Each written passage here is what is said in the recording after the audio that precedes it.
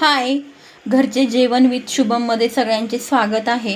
आज आपण हे मळे मासे आणले धरणावरनं आणि ते फक्त आपण फ्राय करणार आहे. तर इथे त्यांना लावण्यासाठी रवा, लाल तिखट आणि मीठ त्याचं फक्त एक बॅटर तयार करून घेतलेलं आहे.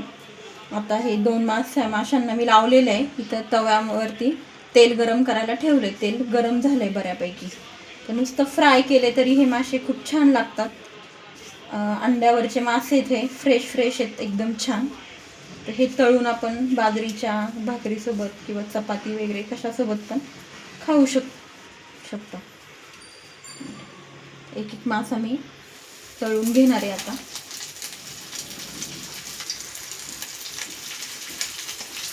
कालवण करण्यापेक्षा फक्त फ्राय जरी केले ना तरी हे मासे खूप छान लागतात चवीला.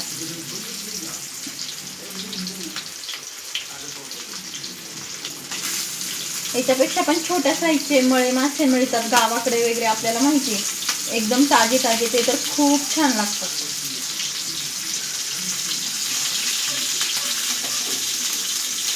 अशा पद्धतीने आम्ही काही जास्त म्हणजे असं खूप डीप फ्राय करत नाही. तेलामध्ये नॉर्मली आपल्या तेलामध्ये फ्राय करून मी घेते. गॅस मिडियमच ठेवलेला आहे. जास्त ऑइली खात नाही म्हणून नॉर्मल तेलामध्ये फ्राय करून घेत असते.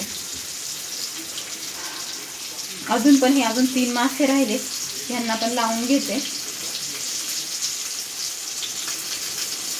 तांदळाचं पीठ जर असेल ना तर ते पण ह्याच्यात मिक्स केलं म्हणजे रवा, लाल तिखट आणि तांदळाचं पीठ थोडंसं मिक्स करून तसं जरी फ्राय केलं तरी पण अजून छान लागतात, म्हणजे क्रिस्पी होतात.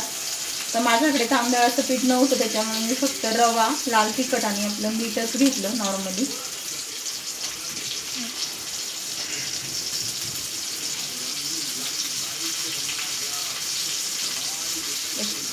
मंद गॅसवरतीच आपण तळायला ठेवले.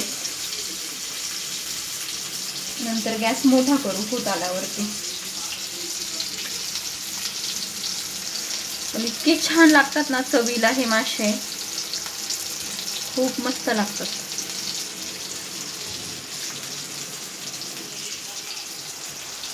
मासे राहिलेत अजून, ते झाल्यावरती हे तळून घेता येईल.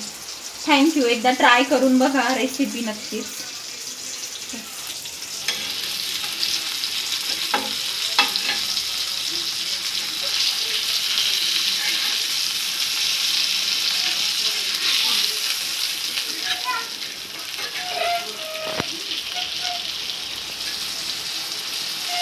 पलटी मारून घेतली, खालची बाजू झाली आहे. हे असे आपले मासे आहेत. अशा प्रकारे आपले मस्तपैकी ताजे कुरकुरीत मासे तयार झालेले आहेत. छानपैकी बाजरीच्या भाकरी केलेल्या आहेत. बाजरीची भाकरी आणि मासे मस्तपैकी आपण खाऊ शकतो. Thanks for watching.